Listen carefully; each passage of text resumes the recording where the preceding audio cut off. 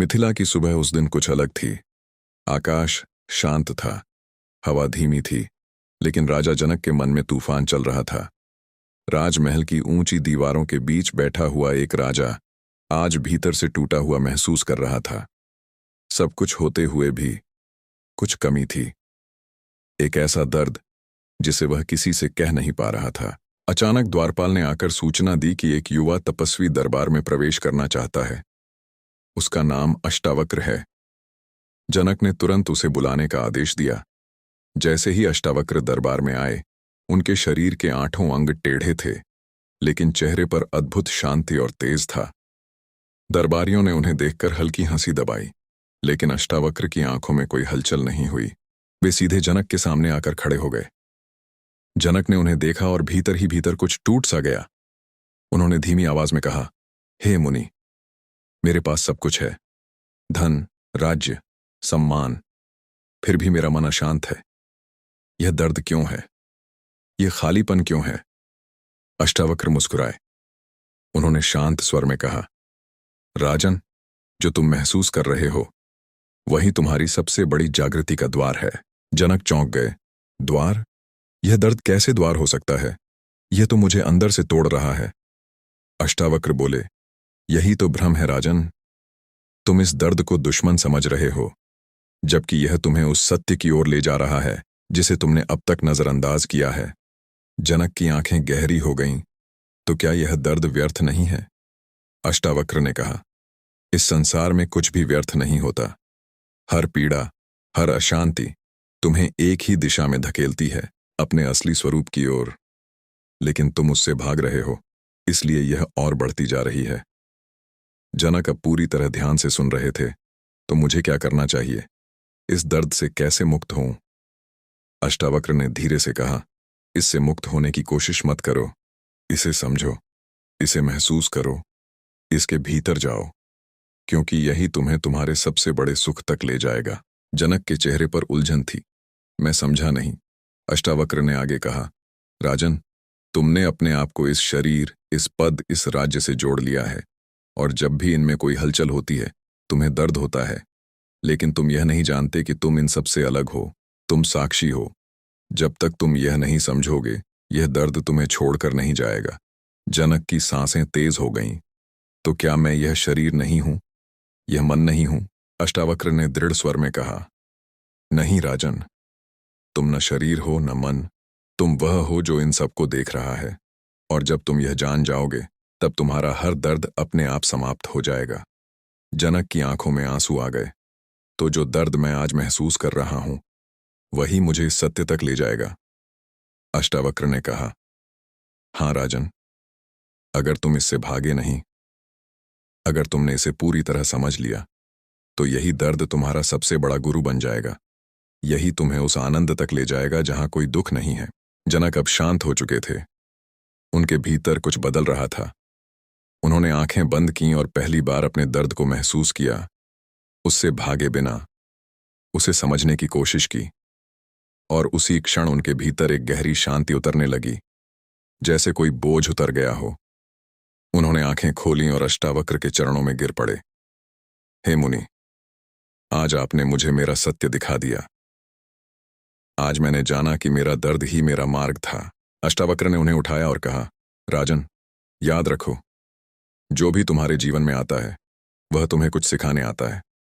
दर्द भी, सुख भी, लेकिन जो इसे समझ लेता है वही मुक्त हो जाता है, और जो इससे भागता है वह जीवन भर भटकता रहता है। जनक अब मुस्कुरा रहे थे। वही राजा जो कुछ समय पहले भीतर से टूटा हुआ था, अब एक नई रोशनी से भर चुका था।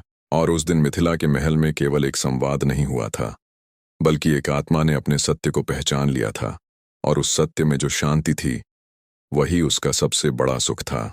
और उस सत्य में जो शांति थी वही उसका सबसे बड़ा सुख था। लेकिन उस क्षण के बाद भी अष्टावक्र ने जनक को वहीं रुकने नहीं दिया। उन्होंने जनक की आंखों में गहराई से देखते हुए कहा, राजन, आज जो तुमने अनुभव किया है वह केवल शुरुआत है। इसे पकड़कर मत बैठो, इसे अपना मत बनाओ, क्योंकि जिसे तुम पकड़ने की कोशिश करोगे वही फिर से तुम्हें बांध लेगा। जनक ने आश्चर्य से पूछा, हे मुनि, जब यह शांति इतनी मधुर है तो इसे अपना क्यों ना बनाऊं? अष्टावक्र मुस्कुराए। यही तो सबसे बड़ा भ्रम है। सुख को पकड़ने की चाह ही दुख को जन्म देती है। तुम अभी उस अवस्था को छू पाए हो जहां न सुख है न दुख, केवल साक्षी भाव है। यदि तुम इसे भी मेरा कहोगे तो फिर से वही चक्र शुरू हो जाएगा। जनक गहरे चिंतन में डूब गए। तो क्या मुझे कुछ भी अपना नहीं मानना चाहिए? अष्टावक्र ने उत्तर दिया, राजन, इस संसार में कुछ भी तुम्हारा नहीं है। न यह शरीर, न यह मन, न यह राज्य। सब कुछ परिवर्तनशील है। जो आज है वह कल नहीं रहेगा। लेकिन तुम जो यह सब देख रहे हो वह कभी नहीं बदलता। वही तुम्हारा असली स्वरूप है। जनक की आवाज अब शांत और स्थिर थी। तो क्या वही परम सुख है? अष्टावक्र ने धीरे से कहा, वही एकमात्र सत्य है और वही परम सुख है, क्योंकि वहां कोई इच्छा नहीं बचती, कोई भय नहीं रहता, कोई कमी नहीं होती। वहां केवल पूर्णता है। जनक की आंखों से आंसू बहने लगे, लेकिन इस बार वे दुख के नहीं थे। यह एक अनकही प्रसन्नता थी, जैसे कोई लंबे समय से भटका हुआ व्यक्ति अपने घर का रास्ता पा गया हो। उन्होंने कहा, हे मुनि, अब मुझे समझ आ गया। मेरा सारा जीवन मैं बाहर खोजता रहा, और जो मैं खोज रहा था वह तो हमेशा मेरे भीतर ही था। अष्टावक्र ने सिर हिलाया। हाँ राजन, यही मनुष्य की सबसे बड़ी भूल है। वह जो स्वयं है उसी को बाहर खोजता है, और इसी खोज में वह थक जाता है, टूट जाता है, दुखी हो जाता है। लेकिन जिस दिन वह रुककर अपने भीतर देखता है, उसी दिन सब समाप्त हो जाता है। जनक ने विनम्रता से पूछा, क्या अब मेरा यह ज्ञान स्थायी रहेगा? अष्टावक्र ने गंभीर स्वर में कहा, यदि तुम जागरूक रहे तो हाँ, लेकिन यदि तुम फिर से अपने आप को इस संसार में खो दोगे तो यह भी एक स्मृति बनकर रह जाएगा। इसलिए हर क्षण अपने आप को याद दिलाओ, मैं कौन हूं? जनक ने गहरी सांस ली। मैं शरीर नहीं, मैं मन नहीं, मैं वह साक्षी हूं जो सब देख रहा है। अष्टावक्र ने प्रसन्न होकर कहा, यही स्मरण तुम्हें मुक्त रखेगा, यही तुम्हें हर दुख से परे ले जाएगा। उसी समय महल के बाहर सूर्य पूरी तरह उदय हो चुका था। उसकी किरणें दरबार में फैल रही थीं, जैसे प्रकृति भी इस ज्ञान की साक्षी बन गई हो। जनक ने उस प्रकाश की ओर देखा और मन ही मन कहा, आज मुझे वह मिल गया जिसे पाने के लिए मैं जन्मों से भटक रहा था। अब न कोई डर है, न कोई चिंता, क्योंकि अब मैं जान चुका हूं कि मैं कौन हूं। अष्टावक्र धीरे धीरे दरबार से बाहर जाने लगे। उनके कदम शांत थे, लेकिन उनके जाने के बाद भी उनकी वाणी पूरे महल में गूंज रही थी। राजन, याद रखो, दर्द से मत भागो। वही तुम्हें तुम्हारे सत्य तक ले जाएगा, और जो अपने सत्य को जान लेता है उसे फिर कुछ भी पाने की आवश्यकता नहीं रहती। जनक बहुत देर तक वहीं खड़े रहे, लेकिन अब वे पहले जैसे नहीं थे। उनका चेहरा शांत था, आंखों में गहराई थी और भीतर एक अटूट स्थिरता थी। उस दिन के बाद मिथिला में बहुत कुछ वैसा ही रहा, राज्य, लोग, परिस्थितियां, लेकिन एक चीज पूरी तरह बदल चुकी थी, राजा जनक। अब वे केवल एक राजा नहीं थे, वे एक जागृत आत्मा बन चुके थे, और उनका हर निर्णय, हर शब्द, हर कर्म अब उसी सत्य से निकलता था, जिस सत्य ने उनके सारे दुखों को समाप्त कर दिया था।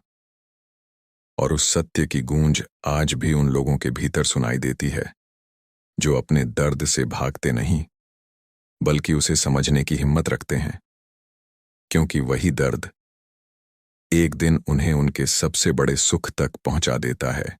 क्योंकि वही दर्द एक दिन उन्हें उनके सबसे बड़े सुख तक पहुंचा देता है। और जब यह बात जनक के भीतर पूरी तरह उतर गई, तब उन्होंने धीरे से अष्टावक्र की ओर देखा और कहा, हे मुनि, क्या हर मनुष्य इस सत्य को जान सकता है, या यह केवल कुछ ही लोगों के लिए है? अष्टावक्र ठहर गए। उनकी दृष्टि गहरी थी।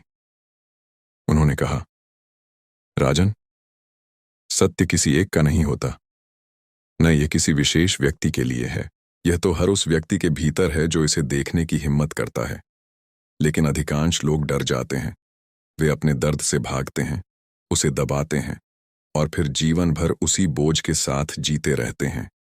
जनक ने पूछा, तो क्या यही कारण है कि संसार में इतने लोग दुखी हैं? अष्टावक्र ने सिर हिलाया। हाँ राजन, मनुष्य अपने ही बनाए हुए भ्रम में फंसा हुआ है। वह सोचता है कि सुख बाहर मिलेगा, वस्तुओं में, लोगों में, परिस्थितियों में, लेकिन जब वह सब पाकर भी खाली रह जाता है, तब उसे लगता है कि शायद कुछ और चाहिए, और यही खोज उसे और भटका देती है।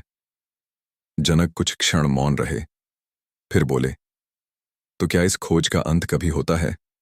अष्टावक्र ने उत्तर दिया, जब खोजने वाला स्वयं को देख लेता है, तब अंत हो जाता है, क्योंकि तब उसे समझ में आ जाता है कि जिसे वह बाहर ढूंढ रहा था, वह तो हमेशा उसके भीतर ही था।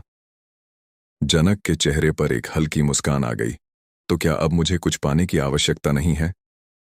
अष्टावक्र ने कहा, जिसने अपने आप को जान लिया, उसके लिए पाने को कुछ भी शेष नहीं रहता, और खोने का भी कोई भय नहीं रहता।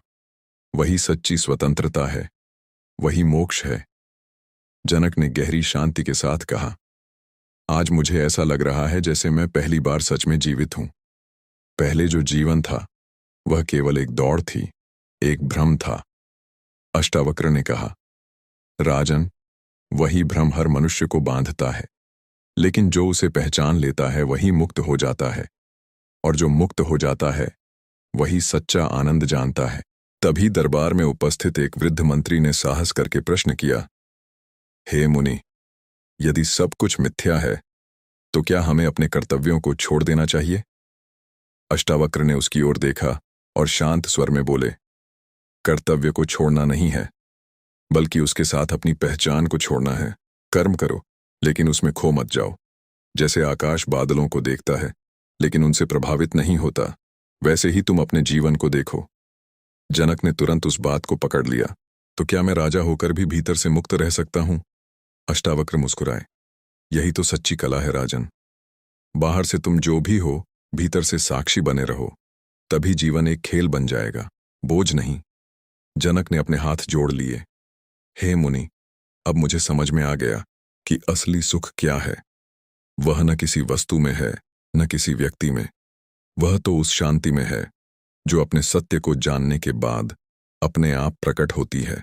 अष्टावक्र ने अंतिम बार कहा, राजन, इस सत्य को संभाल कर रखना, इसे शब्दों में मत बांधना, इसे केवल जीना, क्योंकि जो इसे जीता है वही वास्तव में जानता है, और जो केवल सुनता है वह फिर भी अंधकार में ही रहता है।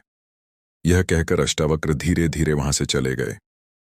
उनके कदमों की आहट भी कुछ ही क्षणों में खो गई, लेकिन उनके शब्द, उनका ज्ञान, उनका सत्य जनक के हृदय में सदा के लिए अंकित हो गया। उस दिन के बाद जनक ने अपने जीवन को उसी दृष्टि से जीना शुरू किया। वे वही कार्य करते थे, वही निर्णय लेते थे, लेकिन अब उनमें कोई आसक्ति नहीं थी, कोई भय नहीं था, और यही कारण था कि उनका हर कार्य अब और भी अधिक स्पष्ट, अधिक प्रभावशाली और अधिक शांत हो गया। प्रजा ने भी इस परिवर्तन को महसूस किया। उन्हें अपने राजा में एक नई गहराई दिखाई देने लगी, और धीरे धीरे मिथिला केवल एक समृद्ध राज्य ही नहीं रहा, बल्कि एक जागरूकता का केंद्र बन गया, जहां लोग केवल जीना नहीं, बल्कि अपने आप को जानना सीखने लगे। और इस सब की शुरुआत एक साधारण से प्रश्न से हुई थी, यह दर्द क्यों है? और उसी प्रश्न ने जनक को उस उत्तर तक पहुंचा दिया जो हर मनुष्य के भीतर छिपा हुआ है, जो इंतजार कर रहा है कि कोई उसे खोजे, कोई उसे समझे, और जब कोई उसे समझ लेता है, तब उसके जीवन का हर अंधकार अपने आप मिट जाता है, क्योंकि जहां सत्य का प्रकाश होता है, वहां अज्ञान का अंधेरा टिक ही नहीं सकता। और वही प्रकाश, वही शांति, वही आनंद आज भी हर उस व्यक्ति के भीतर जाग सकता है जो अपने दर्द से भागना छोड़कर उसे समझने की हिम्मत कर ले, क्योंकि अंत में न कोई बंधन है, न कोई मुक्ति, केवल एक सत्य है, और वह सत्य तुम स्वयं हो।